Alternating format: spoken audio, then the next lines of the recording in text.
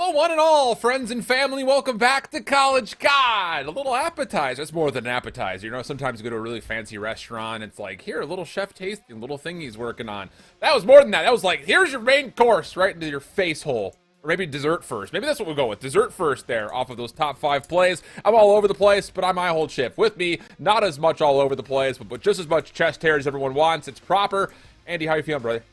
Yeah, I'm feeling pretty darn good. It is warm inside my room, which is like, I gotta let the chest hair out a little bit at this moment in time. But, at this moment, where we are currently, sitting, I suppose, I'm just so happy to be able to be here because we have a lot of permutations to get through on this final week for stage number 1. That's the big thing. Stage 1 comes to a conclusion after this week. We will reformulate the regions to put them into different skill divisions, if you want to call them that. Top cut, mid cut, bottom cut. Top teams from each of the current groups will be restructured into the elite top side of what the CCL will look like in stage 2. Let's be honest. I mean, there have been times in the past where it's like, man, I wonder what teams we're going to get on stream. Can we find enough matches to get on stream this week? No longer. We're going to be hard-pressed to fit as much as we want to watch on stream. But we still have to, like you mentioned, get through the final placements for stage number 1. Got a marquee matchup here in Florida. Both teams sitting flawless. This one does not really mean too much outside of who finishes first, who finishes second. But we've got Old Dominion and UNCC playing up against each other later on this evening. And then Penn State and Shenandoah. All of those are going to be marquee matchups as far as what the order looks like in each of the regions we have. Yeah, you got two teams to kick things off, especially for the broadcast, Berry Buccaneers versus Florida Gulf Coast. Sitting pretty at the top of the leaderboards, and they're actually sitting right apart from each other at land. So it's going to be a great time to be able to see how these two teams actually stack up against each other. They undefeated as far as series are concerned. They're also undefeated as far as maps are concerned, Alan. Something's got to give, and we're doing it on land. And I think for, a lot of people that are out there, obviously the conversation around Florida Gulf Coast they've been very vocal about why are we not in the top 25? Why are we so low on the top 25? Hey, time to show up, time to prove your point, because largely speaking for this region, these have been the two marquee teams from pretty much in week number 1. It just kind of goes to figure that we get them on the final overall match to determine who comes out as the number 1 seed in this region, or pardon me, I should say in this division of the Southeastern region. But as you had mentioned, flawless top to bottom all the way throughout. And, well, not much to say here outside of the fact that we expect something good. I mean, obviously those zeros are not going to hold for one team or the other. You imagine we just end up we just draw a Bocage everything, just time and time ties. Yeah. I mean, I guess by the rule set, we could literally be here watching Bocage hardpoint for the rest of our lives if they keep tying out. That could happen. I think I would actually pull what little hair I have on my head out of my scalp. FGCU, the number 19 team as far as power rankings are concerned. I mean, you said it, Finest Allen. This team has to prove themselves. They want to continue to beckon of why they should be higher up on everybody's placings. Kirchie, Tippin, Beeser, and Justin. They got to be able to make an argument for it. Kirchie and Justin are those two guys you really want to be watching out for, especially when it comes down to hardpoint and control. Flank is never really going to be in a safe spot if they can find an avenue. The thing about it is, just to kind of hit it, both of these two teams, I won't say that they've had kind of a softball group because there are some pretty solid teams that are in here. But, sure. I mean, they have been clear and cut well ahead of everybody else in their grouping. And the things that you get away with versus some of the bottom teams in this group are not necessarily going to be free vacancy when you play up against a team that's also undefeated, haven't lost a map. So we'll see. I'm curious, I think, to see if those play styles will kind of clash in some sort of regard. But we'll take a look over at the Berry Buccaneers. As this team, I think a lot of people had a lot of conversation about them in the preseason, like, wait a second, this Berry team is pretty good.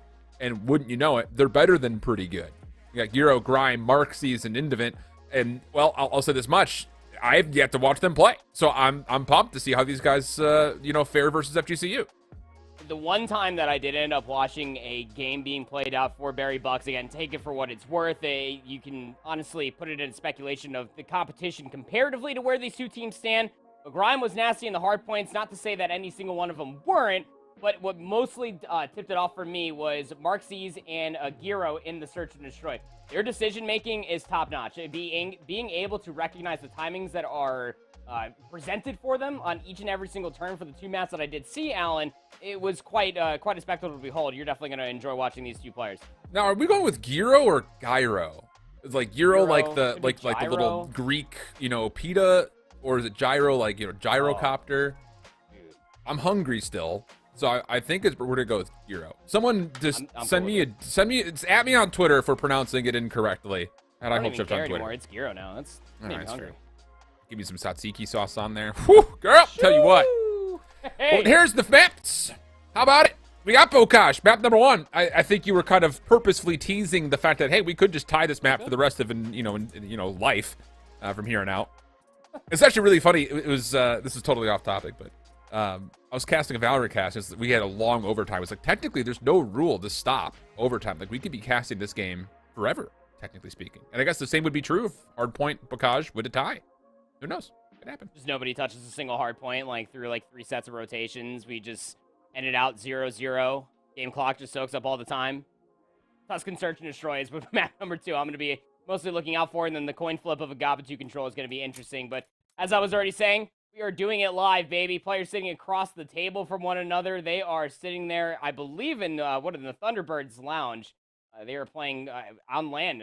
This is going to be they're in Barry's. Yeah, Barry's. Oh, yeah. they're in Barry COD. Okay, well, hey, at Barry University, give them a big shout out to those guys for housing this opportunity for these 8 players to be able to showcase their talents and abilities, be able to really decipher who is honestly going to be the number 1 team coming out of this D division. I'm pumped, man. First of all, we get to see not just them with player cams, but how about those jerseys? Look, they're sick. You'll get this. So there was a Lawbreakers team that I used to play on, and the Barry Buccaneers jersey looks very similar to the jersey that we wanted to design for a certain team I won't say on stream. But I would have bought 5 of those jerseys. I would have bought 5 of them. Oh my god. But you got to give respect to the baseball style jersey too. The Thunderbirds are rocking it. I'm pumped about this, man. This would be sick. Yeah, as a man that collects a lot of different jerseys, a man that used to play baseball as well, I think that the tunic is definitely the best version as far as a jersey that you could possibly offer for yourself. I mean, it is clean, it is crisp, pristine even. I mean, then it offers for a person such as myself. It starts getting too hot. You can let a couple of those buttons down a little bit, kind of let the chest hair flow out, man. That's what I'm here for. I'm here for it. Well, I've got the ability to join you, but I'm gonna keep this, Relax. To myself Relax. now. It's my shtick, all right? All right, it's fine. You have a good voice. I got the chest hair. That's how it works. I hate my voice. I don't know why everyone says that. But focusing in on this series in particular, Bocage, Tuscan, Gavudu. I think the biggest thing here is we talk a lot about these 3 maps in particular, actually. They kind of get categorized by certain types of play styles. MP40s galore for Bocage, Tuscan, quick plants, quick post plants. Gavudu, throw everything out in the air. So, is it just going to be a tempo thing? Like, do you think this is like whoever comes out swinging hottest? Because you're right across the monitor from it. Like, we're going to see these guys getting up and yelling at each other, especially from Kirch. If FGCU comes out and Kirch fries, we don't have mics on, but I feel like he'll break the technological universe and we'll still hear his voice, even though there's no mics kind of involved. Probably for the best that we don't have the player mics on. That's true.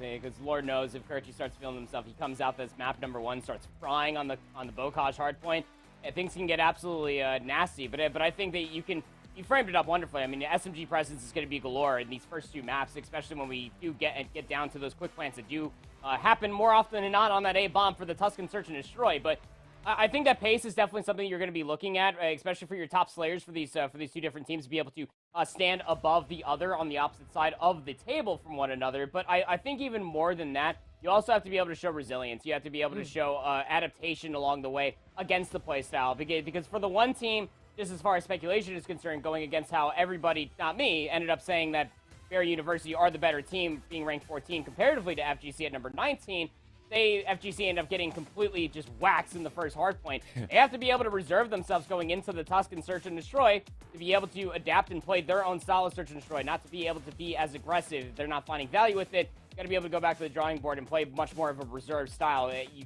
spent the entirety of Stage 1 so far running at the opposition and finding value with it so far. You got to be able to at least show the opposite side if the other team is at least offering you a little bit more aggression. I'm not going to lie to you. The more I'm kind of sitting here and simmering and marinating on the point, I almost think that the individual prowess and mechanical skill that we've seen, up until this point from both these teams, throw all that out the window. Like, how much experience do these players have, not just in a live environment on land, but in a live environment where your opponent is going to be yelling at you? Like, I feel like that could be like a mental crux for a lot of these players that are coming through. So I really do think that the tempo that gets established right off the rip here on Bucs Hardpoint, let alone the outcome itself, may determine what happens here at this series. But you can kind of see it. I mean, Marks is just taking a page out of Clayster's book here, kind of taking the deep breathing, and everyone seems calm for now. I'm actually kind of surprised to not see people kind of like, bouncing a little bit, shaking the hands, rolling the shoulders up and down. This will be interesting. Well, I'm sure this is the calmest it will be throughout the entirety of this evening. This is legitimately the calm before the storm. I mean, an event ended up letting out a little bit of chuckle. The vibes are starting to get a little bit matched over there for the Barry Bucs, but I think even still, got to be able to realize that to be able to go into this map number 1 as calm as possible and be able to absolutely erupt from that tempo that you were talking about, Alan. I think that's what's going to be most massive going forward as we get the look from the middle of the table. Like, they are on land, to say the least. This is going to be quite the testament to be able to see where these players end up standing for many future Call of Duties to come. I mean, they're all still so young. Who's to say that other locals, when they start coming around, this is going to be a great experience for them for many different years. I know there's a lot of tournaments being ran in and around Florida, so I imagine that these players have, at least in some form, witnessed, if not participated in some of those events, but this is the one that matters right here, right now. Barry in the white, Florida Gulf Coast in the blue and teal. They'll make their way forward as we open up. Bakaj, Grime up top, playing off the high ground as Indivit finds first blood. A couple of shots back and forth as no one is willing to step in the hard point. And if this continues, we will see this map just go, infinitely, right? I mean, ties all the way through, 0-0 tie. It was just a joke, guys. All right, let's go ahead and get some time. Thank you, FGC, from getting inside of the hard point. Keep in mind, this is while Bear University, the Bucs were actually starting off on the favorite side of the map, Alan, so they will end up holding onto those close 10 spawns. Those actually don't matter for maybe another, 10 seconds or so, but even still, you have a little bit of a double-edged sword if you are the Bucs. You don't want FGC to get too comfortable on P1. You don't want to get broken from the P2 front too early. A little bit of respect. It's kind of, two boxers stepping into the rink, just throwing little left jabs at one another. Nothing really with a lot of weight behind it. So 9-3, the opening score. Second hard point about to come through. Marksy's having a little bit of trouble as Justin turns around. Good help coming through for FGCU. But the problem about it is Barry Bucs, once again, very quick to pick up exactly where the openings would be. And that will allow them a chance to get onto the second hard point for some, at least early time for now. Setup's going to be really tough to break. You can already see the way that the Buccaneers are setting themselves up here, Alan. There's no real opportunity for FGC to be able to hit the flank. Nobody's really attempting to come all the way down the river walk. And Giro's actually just finding a lot of value from seeing a lot of players come through the middle of the map, but FGC will find themselves a favorable feed to be able to break inside the hard point. There's still 30 seconds to play for them here, so the Bucs are going to try one more time. And they have to know that it's just going to be hitting from the south side of the map. FGCU nicely picks up a couple, but it's Marksy and Crime able to take down a follow-up 3. But with that, interestingly enough, the players that came off respawn for BU actually just went and rotated. Nobody actually took tipping off the hard point. So as much as the kills for the Buccaneers were solid, it doesn't amount to anything. And for the Thunderbirds, that's going to be good scrap time locked in as they rotate over to 3, up about 35 points. Yeah, they're really investing in making sure that P3 becomes a money hole for them. I mean, they are holding on to the hedge spawns. They are finding rotational kills as soon as FGC are trying to cut back through the middle of the map. They are dealt with, but you got to be careful with Beaker up over by that tank Godhead. He does have a clear-cut angle all the way through the A-bomb to be able to help out their teammates to work their way back into 3. Yeah, they are trying to lock things down from the north to the south. Marks, he's on the inside, able to catch out Justin with a nade in hand. And as Indivent makes sure the backside stays clean, this has been a very convincing 30 seconds for the Barry Bucs. Lots of kills continue to come through. Tippin finally gets his first of the game. But outside of him, everyone else has been essentially evenly slaying. So one more hit to try to break on in. Hirsch with a double, but that will be about it, as the reinforcements for Barry will allow them a chance to keep reinforcing from window side. And as they do, 15 seconds to play for, as both teams not only worried about the scrap, but also try to focus on, can we get across the front side of Grandma's over to Barn. Gonna have a big moment here for Justin. That play over by gate, well, as soon as I start highlighting them, they get cut down over by the gate. So now an opportunity for Invent on the flank side, trying to influence and maybe try to flip things out. But FGC, they put a lot of investment to make sure that they were set up properly, and they're actually leaving Trippin inside this barn more or less by themselves. It's going to come down to Justin to try to pick up that slack, while the rest of the Bucs are trying to work their way through Zig to get inside of this fourth hill. Yeah, just kind of going over just the heat map of what has been happening in the kill feed. There have been more convincing Barry Buck kill feeds than there have been Florida Gulf Coast ones. But the thing about it is, the play around the hardpoint has been considerable. You've got 2 players on the side of Florida Gulf Coast that are at or above 30 seconds worth of time. And, for a game that is 66-57, it might be too early to tally it, but it just goes to show that for the Thunderbirds, they are doing a nice job of focusing on the objective itself. Thing is, if this trend continues, though, where Barry continued to get these clean kill feeds and turning it into good positional advantages, the lead could get out of hand pretty quickly. So we need to see some recovery here from FGCU. I think what you're mostly just recognizing is going back to that tempo talk, right? I mean, if the Bucs are just able to recognize, hey, we are absolutely clearing out these kill feeds more often than not, it just comes down for them to be able to deny more of the map, to be able to continue to keep things mixy, which is why I really appreciate being able to see Marxies hitting up on top barn, be able to deal with some players, at least for the exit. That's going to keep middle of the map contested for the Buccaneers a little bit more, while FGC are trying to scramble their way back through the map to be able to break through the front. And really, the whole thing about this, you talk about those trends, kind of the tempo, the pacing. Tippin just needs to figure it out. 3-13 is just not going to cut it in a match that is this close so far. Yeah. So that's where I'm really looking at first and foremost. He's got to start getting involved with more than just sitting on the hard point itself. As much as that is appreciated, you can't continue to get outslayed like this and figure that you're going to win. But 15 seconds of scrap time here through our first rotation. And not a lot of score here for either side, considering that we're underneath 3 minutes on the game clock. So we'll see how this goes. Tip it inside the hill for the last 7 seconds, and it'll be on Florida Gulf Coast to exit and try to find some success through mid-map if they want to try to flip over these spawns. But again, it's a 4-man feed for Barry. Map gets fully reset going in towards another second set of hills. The only difference is now FGC again spawning all the way over by those hedge spawns and don't allow the Bucs to be able to set themselves up. Marks is in a prime position up top Grandma's to be able to cut down players even thinking about getting inside the barn. And you can see Tippin's thinking about trying to chase for the trade, but they're just completely unaware. While this play is also unfolding, FGC spawn over by the west side of the river. While they're trying to find isolated gunfights, Gyro's going to take down 2. Marxies is still finessing over by P1. FGC just unfortunately cannot work their way back inside the first hill. More or less can't find themselves a convincing kill feed. And that's the thing. You look at the trends of convincing kill feed here, convincing kill feed there. Oh, it's only a 15-point game. Yeah, well, it's going to start stretching and getting a little bit worse for the longer that this map goes on. Currently, 24-point gap. Second hard point going to open in the next 10 seconds. FGCU happy to take the conceded scrap time before they start to set up their approach to break.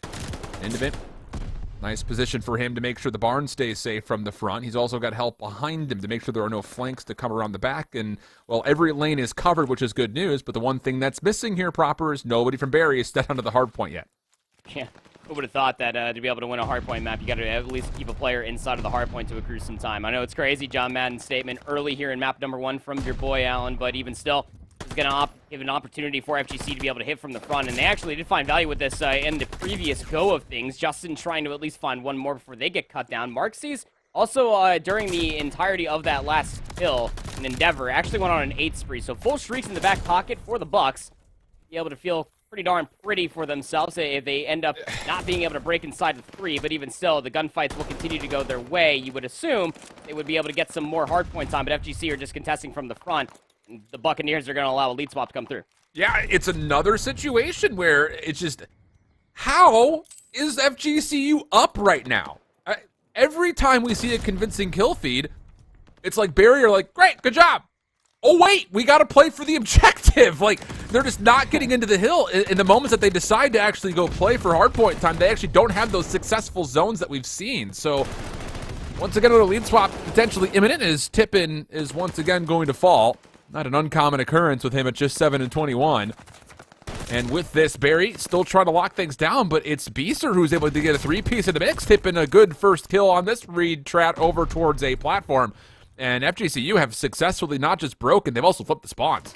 I mean, look, from top to bottom, Alan, you would think that this would be a much more convincing lead for the Barry Bucs, but yeah, you can constantly just lean on what Beaster's been able to do. Justin now is a dead even 23-23. Beaster's actually on a 4 spree. potential to get themselves some streaks as they're over by the contest door, just waiting for players to challenge on in. It really feels like that the Bucs are just, everybody's trying to find a different avenue. Everybody's trying to find a route. Everybody's trying to find themselves those isolated gunfights, go 1 for 2 in most instances of time. Now we're finally getting at least a semblance of a setup to be able to get themselves inside P4, barring Justin has anything to say about it. Let's find one up top. I mean, FGCU right now is getting outslayed by like 11, something close to that, as it continually will change, but they're up by 11. It's definitely baffling to say the least. Another convincing kill feed comes through for Barry. This has to be the moment that you start locking down some significant time here at 4. And for the moment, they're doing a pretty solid job of it. FGCU working on their way really from multiple points of ingress here, and they will actually flip the spawns with that kill from Beeser. Will Barry recognize this? The kills are coming through, pinstripe for the kill feed, 20 seconds to fight for. Barry trying to get their guns up towards the back, but once again, it's FGCU who make the heads-up play. They get around the back, they flip, and that means scrap time for them. I think what we're also able to recognize, especially when it comes down to hardpoint, is that FGC, albeit maybe not overslaying when it comes to their opposition of the Bucs, is that they are actually playing really smart hardpoint. And although they're giving up a solid like 20 seconds or so, one player hitting from the front of a lot of these different hills down, you do have at least 2, if not 3 players on the opposite side trying to get those very favorite spawns. And it's actually happening right now. Again, you got Kirchi on the backside of the water wheel. You also had Tippin, who unfortunately did go down, but they did find Marskis in the back. That should open up an opportunity for Kirchi to clean things out. No, Marskis is going to take that as a trade, and an opportunity now presents itself for the Bucs to be able to grow this lead even more so. They were convincing here for the large majority of the time. The last time we were at P5. This time, maybe even more so. Still 25 seconds to fight for, and the lead is getting out of hand. And where are the Thunderboard? They're all over. It looks like they're trying to break through grannies right now. They're playing for P3. They are so late to this hill.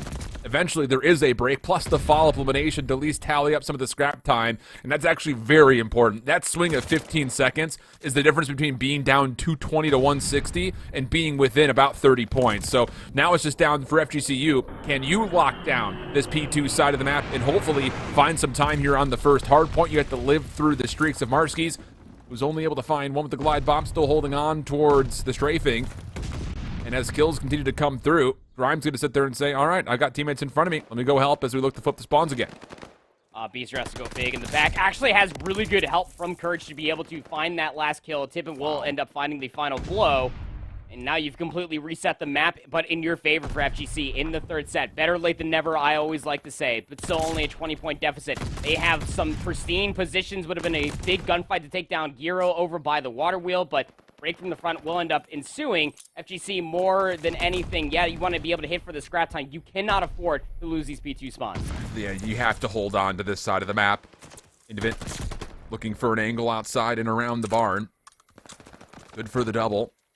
Third would be tipping around the corner, but decides instead to play for the high ground. Second hard point about to open up. 2:26, 195 the score, minute 12 on the clock. FGCU able to get into the hard point first, and they've got to read on the Euro. Nice kill from Beeser. He's been so clutch picking up the holes that had been starting to accrue on the backside of a lot of these sites. He's not even done yet. Beester for the third. He's got a fourth around the corner. He's going to take the ego challenge. Marskis was there for some team help. Justin along the backside, though, will keep this in contest. 2:26, 2:12, and it's FGCU still into the hard point as they go 3 for 2.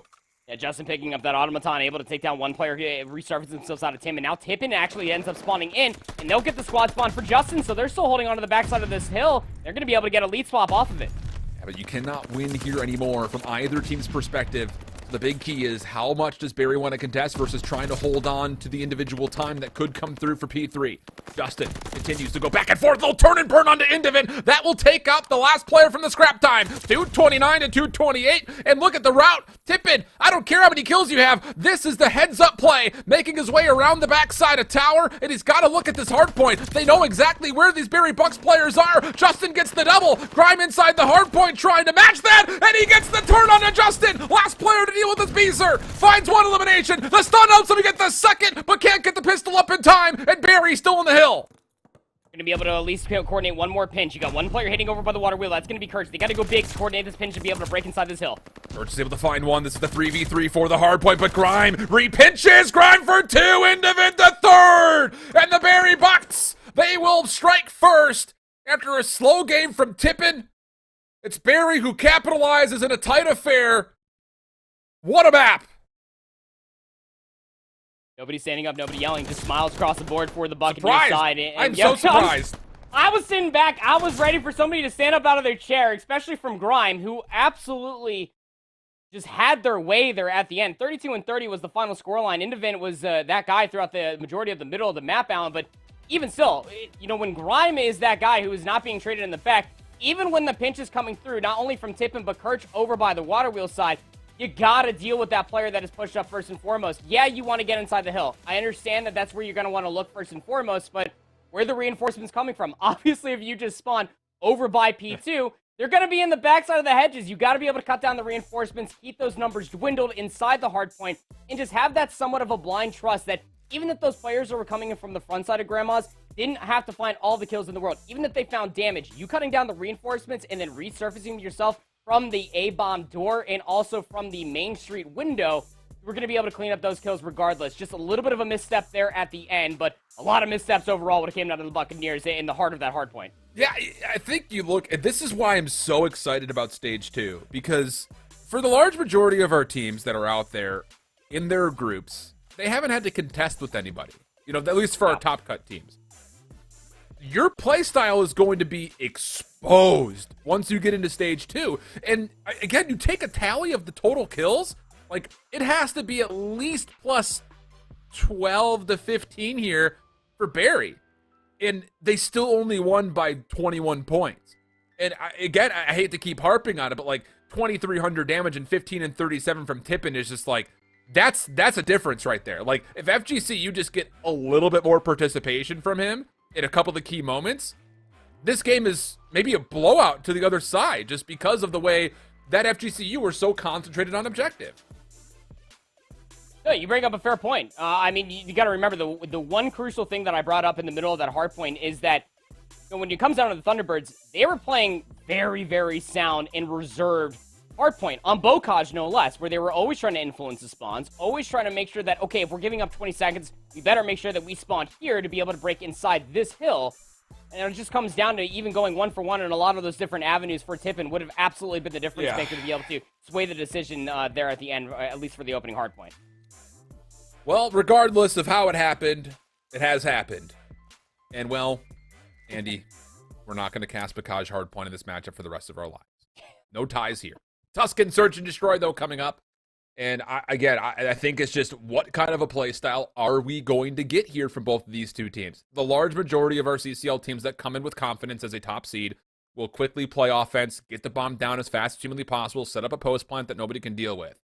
But, and this is a big but, and I cannot lie, you have an opportunity here to see what exactly the set nades are going to look like from both sides' defenses. And that has been with a key in both top-tier challengers and the CDL to stop those initial plants. Who's got it, who doesn't? There's so many good set nades when it comes down to Tuscan. You want to talk about one of the craziest ones that I've ever seen, especially over in challengers. I think it happened in EU first. Well, of course, it ended up happening in EU first. It's when I saw it first because it typically happens earlier in the day. But even still, was that P5 set nade. From top maps in that window all the way over towards the A-bomb, if you just have one player over by Church that is able to at least recognize and get the information that pushes end up happening, how many players, for one, especially offensively, are going to feel the gusto to be able to push inside top maps, let alone stop that one player that's inside the windows, be able to work off that set nade? You can just lob that sucker right over top of the bomb. You can coordinate that with the player top Church with the stun. And that player that's trying to plant the bomb at 8, well, they're screwed. And if you're able to play off a set nades just off the information alone in Search and Destroy, you and I go back and forth continuously whenever we cast Call of Duty out. And the information trade is, for one, amazing. But when you are able to find those clear-cut eliminations in 4v4 COD from a set nade alone, I mean, that stops an offensive push from coming all the way through. That stops a defensive retake from even happening. Here we go. Again, I'm just surprised that nobody jumped up out of their chair with the tight map 1 like that. Yo, come on. What are we doing over here? This isn't COD until someone's screaming at the other player. Telling you. But clearly, respect given on both sides. You have to appreciate that, too. Good sportsmanship. I get it. Yeah. I get it. But this is college esports. Seed. Like, come on. Yeah. Passion. Representing your schools out here. I hear you. We'll see. Well, I can't hear you yell, but I want to see it at least. All right. We'll see. Beaster, scope in hand. Indivent, Looks like he's actually bringing the same to battle, and that's just a good delayed peek for Beezer. First blood comes through. Kirch more than enough time here to get a plant. He's actually hugging really close to mid. This will guarantee a post-plant position up top through fire. And Grime, who initially was trying to contest from that P5 spot that you had mentioned, is actually going to try to flood down low on mid. And for Barry, they've been eluding every single member so far. This is going to be a tough post-plant to make with only just 30 seconds to play with. If you could find this kill, it would have been big. Euro actually throws a lot of shots over towards Justin, and Kirch is actually going to be able to take down Grime all the way over back to P3. You do have player of Marski's that's in top fire, but you got to be able to deal with these kills first and foremost. Beaster does it with a sniper, does it with the pistol, knows that the last player is in backfire. Yep. Good luck, have fun. Yeah, really solid. And it all starts with just the opening first blood. Like the defense for Barry, obviously very much so positioned through mid or over towards B, trusting that Indivent can at least be able to provide some sort of information off of the scope. Fortunately not able to. The retake of fire was solid, just came way too late. So, good opening for FGCU. And, you know, pat on the back for Beaster for being able to pretty much confirm the round of the first pick. Yeah, and, I mean, you said it right there. I mean, that first blood that comes through on the opposite side of the ruins.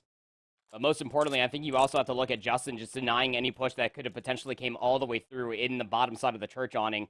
You did have Giro that did throw a couple shots from the church there, so all this was happening off screen, keep in mind you, but knowing that that player was there, you had to respect the space, could not retake from that angle, bought a lot of time for the plant to come through. This time, Indivent gonna get the better of Beaster, tries to go for a jump chow. Now a numbers advantage for Bucs in this round. Anything you can do, I can also do. Wow, the song goes, you know that. Same spot, same shot, same plant, but this time Euro tosses a right knee out of inner U, and that's going to be enough for Tippett to get the immediate response. And then actually, what a read that is onto Grime, topside zig, right over the box heady. But who's going to be the catalyst to start moving forward? And it may be Kirch. He's been able to clear out at least one player through fire. Justin zoning off the player, and Zig wants to go even further behind that. Oh, it's a little sloppy, but there's help. Help is on the way. Time is the problem, though. And now we got 8 seconds to play with. Indivent just has to make sure he checks. No one's on. No one is on. Well, he's on, but I don't think he got there in time. It's close. It's gonna be real close. Oh, it's Mustachio's hair away. Being able to get that. You got to trust your teammate to be able to at least push to hold the angle. You didn't have the information that they were over by that contest spot. Backside of you, but yeah, tough to say the least, especially when you completely just cleared out the entirety of the flag game. That got scary for the Bucs, keep in mind you. I mean, nobody was worried about the rooftop push that Kirchy was able to find for themselves. That was going to be the end-all, be-all, that if it had just happened, all of 2 seconds sooner, would have been able to at least get that defused. But 1 for 1 we go, offense for offense. Team who finds that first blood has guaranteed themselves the round. It's 100% so far. Those first 2, you like that.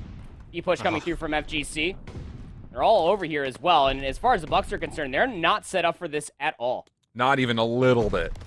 And the thing is, you've got a double stack in radio to stop the rotation from top church. Kirch is pushed through to make sure nobody re-wraps back. The only place they could possibly be coming from is from P5 right now. The bomb yet to be planted. It's starting to go down, but Indivent could blow this up single-handedly, and he gets 2, able to take it for the 3rd! 3 for Indivent!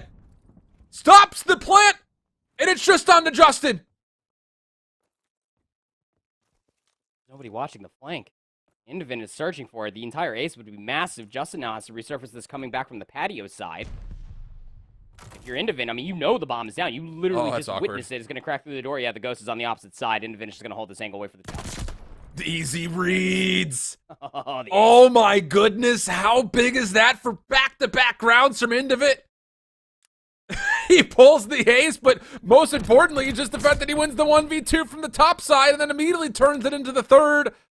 And then, well, just unfortunate door antics. I will want to say that Indivent 100% heard that. Oh, absolutely. I mean, that door was so loud, you hear that all the way on to Berlin Search and Destroy. That's not even, that's map number 5, Alan. That's how loud that door crack is. But I think what's even more impressive, again, you know, FGC, they make that push come through from patio. Nobody was worried, maybe sitting inside a radio to manifest or to stop the flank play that ended up coming through. Another sniper 1v1 on the opposite side. Indivent's holding the angle. I don't think that Beaster is over-aggressing the chow this time around, but that's a big first blood. Nice shots from Grime over top of the Zig box. I think that's Grime with an MP40, by the way. Just shot. Yeah, I think it was. Hard to say. Nope, it's an automaton. Just kidding. Whew. Retracting nade, though, from Beaster. Does at least find one. Grime No one's touching him on that position. Last one left is Beeser. Would have to go for the ace. Not going to happen. The Barry Bucs looking solid. Just good first bloods once again coming out of Barry. Just decisive again. You know, the overall read that comes through from Grime over top of that Zig box finds that immediate first kill up top Church. And I mean, you're able to recognize one of two different things, right? If you deal with that first player, there's nobody else on top sandbags. Where else do you have to look? You know the hit off the information that Indivent was able to find whether or not those players for the Buccaneers were counting stuns of how many kept flying over the ruin side. You knew exactly where the rest of the hit was coming from in the middle of the map. It was a wonderful setup, great offensive hit. Now you need an answer if you are FGC, but Giro will open up for first. Beeser playing top Monument will answer two of their own. Brilliant response from Beeser. Keeps the whole play safe. Bomb just behind him. But for now, Thunderbird's more interested in looking to see where these rotations are going to come from. And, well, it comes from the least expected place. Indivent is having himself an unbelievable search and destroy, 7-3. Bomb collected, but hesitant to make a move forward. You have to feel like this is eventually going to be a setup for at least an A plant, if not a post plant, towards Outer in particular. I mean, you have a lot of time, right? I mean, the opportunity to maybe try to work your way back over to B is absolutely there, and the Bucs are able to recognize that, which is why they're playing super split from one another. Marsky's able to get the read, backs away, keeps his life. There is no way that he rotate, by the way. Indivent is watching this 100% of the way. So they have to play for A. Tippin should have seen that player topside right. Well, now he'll for sure know. Oh, but he puts the gun down at the exact wrong moment. It's Tippin for a 1v2. Not a lot of time. Gets a good read on the first. Knows that the second should be over to the right. But instead decides to stick for the plant. This is a heck of a read, heck of a call, and he's going to get this down successfully. Indivent now trying to track behind him. Wants to play for the kill. Tippin on the outside for the 1v2! Oh, massive time for Tippin to show up to get Florida Gulf Coast back to even. They have gotten somewhere near about triple negative in that hardpoint, Alma. They just went big in that round. That was a must-needed round, and Tippin, I mean, whether it was a teammate or somebody else screaming that you saw somebody top Church like that, that was the read and the necessity that FGC absolutely needed. And the second that Bucs ended up throwing one player over by grass to be able to see at least one, if not two players over by the Monument side, yeah, that rotation was not going to be coming through. Not cleanly anyway. They had to play towards A, but Tippin able to find those last two kills will keep them in a one-round deficit. The quick plan over by A. Nobody was surprised. As far as the defense is concerned, FGC were almost trying to read that it was going to be a B push, but now a flank play might be able to come all the way through from Justin and Kirch. But you've got to go quickly. Euro's watching this. There's an easy first. And don't even bother with the second. Just back away. 30 seconds on the clock. Kirch sniffing around. Nothing there. And there's just no success anywhere on the map here for FGCU. Tippin is also brought down to 4 HP. This round is over. Tippin, feeling a little froggy. Wants to go for another 1v1 chow. Also recognizing he could be hit from behind. And, well, he read it correctly. Just did not trust the read. Would not have made much of a difference in the end. And Barry will replant themselves at a 2-round advantage. Getting themselves closer and closer from go up 2-0 in the series. And again, just a nice decisive play coming through. Again, you work that quick plan over at A. The island player is the one that has to go big more than anything, and that's Giro. You know, you ended up at least recognizing maybe it was information that you were able to find on the opposite side. Maybe it wasn't, but just knowing that through previous offensive rounds, there's always at least one player for FGC that hits through the rooftops, maybe inside a top fire. You're able to completely negate that. At least finding the first and reading the second was even bigger, but Church not fully keeping their gunny up, not expecting a player to hit through the bottom side of Church. Needs to get traded out, and Justin will get that answer. This 1v1 on the outside, though, continues to be a problem for FGCU, really outside of the opening round. Invent now 10-4. Getting it done with really any weapon. You could throw him an Owen, and he'd be fine with it, it feels like right now. Nice response from Euro. Gets a read on the last FGCU member on the back in the same moment. You kind of saw that angle that was being crossed, and Barry, holy, looking solid in the search. Yeah, it just comes through with all these first bloods. They continue to amount. You know, they see at least one player that cut down the middle of the map, and that opens up so many different avenues of opportunity for the Bucs to be able to collapse on, but they just simply don't need to. They are just collecting off of unforced errors of FGC, trying to get aggressive to be able to take these angles. You talked about the 1v1 in between Beaster over by the Monument lane there with Indivent. Won't end up getting it this time around. It's going to be a 3-1 split coming out for the Bucs up on map point to go up 2-0 in the series. Barry making their own mark over towards the B site. Justin, you have to finish this kill. Okay. Does collect it. Beaser also responsibly able to find 1-for-1 trades, as he will read that this hit for Barry is going to be over towards B, but talk about confidence. Innovid just cuts right back up toward Church Ramp and finds another inside, but Justin, quick to pick up the pieces, finds the Trey leaving Euro for a 1v2, isolates the first. Now a 1v1. 5 in a row. No bomb to play with at the moment, and it's tipping on the other side. How much are you in this kid's head right now after his really poor hard point? He's got a clutch of his own, though, and with 35 seconds, Euro still has to make his way back over to collect this bomb. Yeah, and it's all the way on the backside of the church alley as well. I don't think that Tiffin is completely aware of this, has to clear out a lot of different angles themselves. The amount of Italian rats that live here on Tuscan is real, my friend, but Euro will end up collecting that bomb. It's actually re-wrapping over towards B. Tippy can find some time to be able to stop this if they end up challenging out, but they're hesitating on it. Might be able to find it from up top. Will they take down Giro from above? Yes, they will. That was wonderfully played by Tippin there at the end. Completely cleared out all of the A site. Went back through fire to clear out from that P5 area. The moment they got inside radio, Giro with the 50-50 call. Of course, made the wrong one there at the end. Yeah, it's just a solid play, I think, overall from Tippin. You know that they've got success through B. Put yourself up top. Re-clear out P5. If a plant happens at A, all right, well, now you're kind of going in with no information, but the likelier play would be that there would be eventually a plant for B, especially with the time on the clock. So heads-up play from Tippin. Keeps FGCU in this map. You never want to have to try to reverse sweep a major opponent, so you feel like you need to try to get this map if at all possible, but Marski's making life very difficult. First blood onto Justin, and then immediately pushes forward to take position underneath fire. Grime also trying to threaten up top, big 1v1 with Tippin, which he wins. And that puts Barry into a 4v2. Make it now a 4v1, just down to Beezer. Beezer for the ace. Stay alive in the search. Nope. Can't even find the first, no.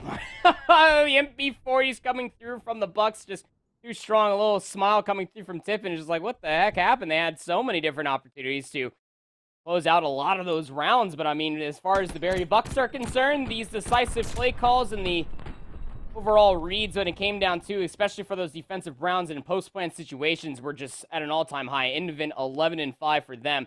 A lot of that work actually coming through with the Car 98K across that P1 side, Alan. I mean, Beezer may have found that first in the very first round, but Indivin was quick off the bounce to say, never again. Fool me once, shame on you. Fool me twice, you will not fool me twice. That's, I think that's the way the saying goes. So with that, how about this? Barry up 2-0. I'm surprised there's not more trash talking going on. Because let's be honest, I think the easy thing to go to here would be, you drove 3 hours to get 3-0 swept? Could be happening. We'll send things to a break before we get into the Gavudu control. FGCU needing a reverse sweep. We'll find out if they can start it up right after this. Badly for Round 11 win over there on the Bravo channel. You can find more of that coverage happening on twitch.tv/collegecodbravo. But here, FGCU, not in a great spot. After a really lopsided search and destroy and, well, a very tight first opening hardpoint, they're down 0-2.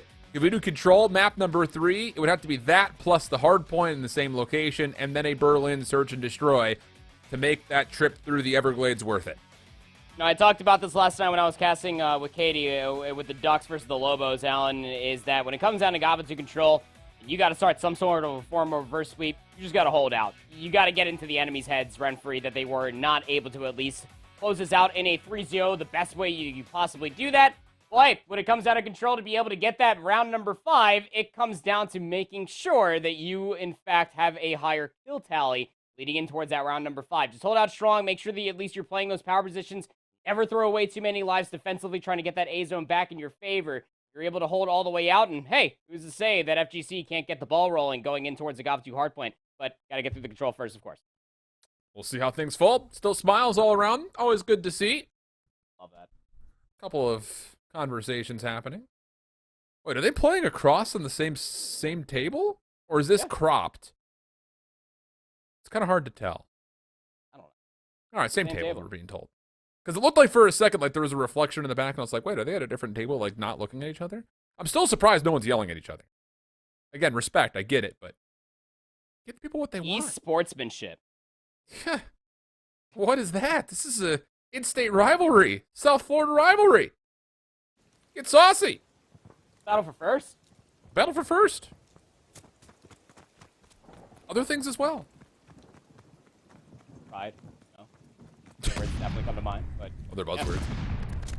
Bucs starting on defense first. That seemingly will be the favored side more often than not. You can definitely dictate the pace continuing of what we ended up seeing from the Bucs, especially through that hard point, albeit very, very close. They can continue with their slaying prowess of what we ended up seeing. This should be a very easy lead for them to be able to lean on as far as lives remaining are concerned. It's interesting. You know, we've seen a handful of teams try to get this mid setup, get the AA gun, and then make your way back over, because then you've got a kind of a threat onto both control zones almost at the same time. Thing about it is, even if you go kill for kill, pinstripe for pinstripe, you know, trade for trade, it does not really give you much room to work with when it comes to your offense, simply due to the fact that you've already lost so much time. So a desperate play comes through. Kirch making his way over towards B here after the initial attempt was denied. Does well to stall the clock. The rest of his teammates would love to get out of spawn, though. And as they finally deal with Euro up top, they will start to make at least some foot forward. But the problem is Grime is also here watching, and he's on 4 in a row. Yeah, a lot of trust has to come through. You know, if Kirch is stalling at the clock, what was that, about like 20 seconds or so? Definitely felt like an eternity for FGC to be able to work their way through the jungle walk. But gotta lock down those positions when you're coming back through the jungle walk, through the arch rock. Now Kirch just breaking their own ankles, trying to figure out where the hell these players even went to. Well, they were behind you. Or lad, 12 seconds remaining, try to make something happen with a 10 life deficit. Nothing you can do here besides sit and spawn and wait for these next 8 seconds to fade. And this is not a good round for FGCU. You got a total of 7 kills.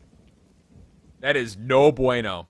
And we're starting to, I think, see that what was supposed to be 2 very highly anticipated top 20 teams, there is a huge skill gap here between these 2 squads, it feels like. Yeah, I think that really does say something about this Barry University. You know, the Buccaneers, you know, albeit both teams walking into this matchup undefeated, they quite literally ran through everybody in the Southeast Division D. But there's even that separation. You know, number 19 for FGC, number 14 for Barry University. Really wagging my finger at you, whoever does the top 25 rankings. It's going to be very, very difficult to be able to really gauge where these teams actually stand up against one another until you end up seeing these matchups on your screen. I'm actually going into this match, or this round rather, excuse me, on a 6-3. We'll end up at least having that strafe run. One more kill will get themselves the glide, and Hero does find that boy. So he can get on the clock early. This has all gone wrong. You've got Marxies, who's already through. He's going to be able to deny any play up top through green. Good response from Justin, but it's going to come at the cost of at least 2 ticks of progress. The Thunderbirds want to go for this again, though, is the question. My suggestion would be no, and it looks like they will at least make that decision themselves. Don't need to heed my advice. The problem here is you've only gotten 2 kills. And look, it's just like, I don't know what to say here. I really don't. I mean, the first hard point was a really solid affair with FGCU playing, really focusing on the hard point itself and playing off the objective, but we're starting, it's starting to get to be more than just a bother that Tippin continues to find himself triple negative. Yeah, you know, again, you know, it comes across, we can just kind of butter it up to say slaying prowess, but I mean, more importantly, often than not, especially with the Bucs to be able to showcase to themselves, they are just way more adept at being able to not only isolate kills, but being able to win gunfights convincingly, barely losing any numbers. There's Beaster be able to find at least 1 kill, Kirch is able to take down Marskis, but you still have players just push all the way up for the Bucs to stop the clock over here at B, and Grime finds 2. Yeah. Not good news. 22 pulling up against 14. You stalling the clock, making some progress out here at B. Intimate does lose a key gunfight in the back, though. So with that, FGC, you do have some pressure to kind of split this Barry team into 2 pieces. But Grime has not been challenged. And Justin loses his gunfight topside AA gun. It's all gone wrong. This is how it happens right here. This is how it happens. You're watching an offensive round on Gavudu happen in real time. Set the TiVo. No one has TiVos anymore. But set the DirecTV. Not sponsored, but it's happening. Yeah. They don't even honestly have DirecTV anymore. I don't even have cable television. Everything on my computer. But on Florida Gulf Coast might just be watching as a very long 2-hour, could be 3-hour drive home if you include the traffic. Let's be candid here.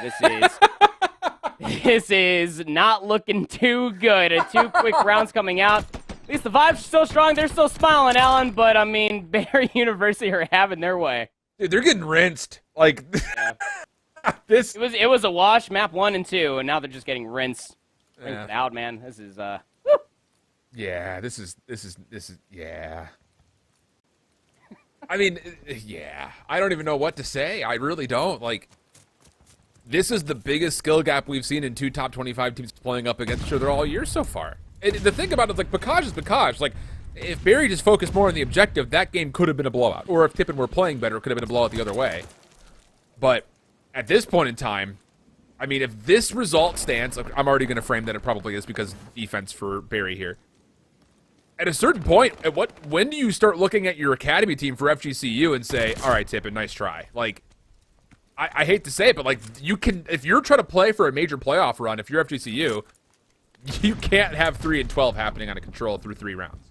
Yeah, I think it just comes down to the role, which Tippin honestly plays. Also gets gunned by Indivin, with an MP40 at range, by the way. Gun's pretty good. I think that you have to, I think you also have to realize what the role also has in store for what Tippin does bring to the table, because slaying strength, especially in a game like Vanguard, the way that it sets itself up for, I mean, that's the difference maker in between getting yourself 5 seconds on the opening hard point comparatively to holding down a solid 40. The difference in between actually finding yourself a favorite kill feed and especially being able to find trades in that search and destroy was the big difference maker from a lot of those rounds. 18 seconds remaining for FGCU to be able to make this push at least a strong one, and they're trying to make an argument for it. Trying to. Thing about it is, Grime is still playing around the backside waiting for help, and Beezer has not seen him on this close tank, and oh boy, as he misses him, Grime makes his play forward. That's going to be good for a quad feed. And yep, back through the Everglades you go, FGCU. Have fun on the Gulf side of the state of Florida. Miami's here to party. Barry does it in 3-0 fashion. Unreal.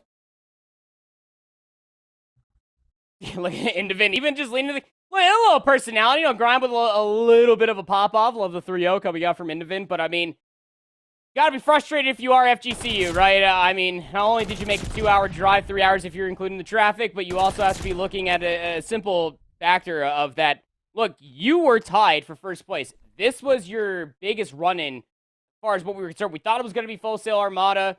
Maybe UCF, the Knights would have been able to give themselves a certain amount of an argument in an earlier round, but this was going to be the end-all be-all for your last round game play. This was going to be your biggest argument for being that #1 seed. It was the only argument to be said, and Barry just completely walk in and then wipe the absolute floor with all of the bodies of FGC. Look, it's just things that cannot happen. If you want to be a playoff caliber team, you want to be able to make a deeper run, you can't go on Twitter and say that you deserve to be higher up in the top 25 rankings when you get absolutely rinsed like that by the #14. It's tough because, I mean, again, we talked about this just kind of briefly, but this pool was kind of a softball pool. Like, you had Full Sail in the mix. They're not the same Full Sail from a couple of years ago. Fair. Still a solid team, but they're not the same team from a couple of years ago. UCF, fine. Not the same UCF that we saw from, last 2 years. So, you come into this one 9-0, both teams having not dropped the map, but you're not going to, I don't know. I would be willing to take the side of, I think, some egregious knee-jerk reaction at the top 25 committee saying, FGCU might not even merit being in the top 25. You just got waxed in map 2, map 3 by Barry. It wasn't even close. That's tough, man. That's tough. Look, maybe it just comes down to, it could also be land jitters. I want to give Tippin the benefit of the doubt, because it's not like, when I did see FGC play on stream, especially against, the softer division, they were able to at least showcase a lot of brighter moments, not to really go into the little core mechanics that makes a Call of Duty player, but all the way down to their centering, for example. But their decision-making was also really right there, along with the rest of their team. I think that it mostly just comes down to being able to really find yourself within this team, especially as a quad 4 that's been sticking together all year long. You have a great backbone when it comes down to what Justin and Kirch also bring to the table. And I honestly think that you learned a lot from this spot. I mean, yeah, you ended up getting absolutely waxed in these last 2 moments, but there was a lot of opportunities even presenting itself, even from an opening rip standpoint, be able to read there, specifically in the control. What did we do so wrong? How did this go so big or so haywire so fast? Yeah. to be able to finally come back, at least when Stage 2 comes around, to make a further argument for being a top 25 team, right? And, hey, that's the thing. Stage 2 doesn't get any easier, by the way. Just to kind of confirm, both of these two teams will come out number 1, number 2. But we'll see more of this upcoming Stage 2 pool very quickly, because Shenandoah plays Penn State to finish the night. Those two are confirmed out of Pool 1 in this division. And then in Pool 2, we're about to see if Old Dominion can lock up a spot, as they will go up against UNCC.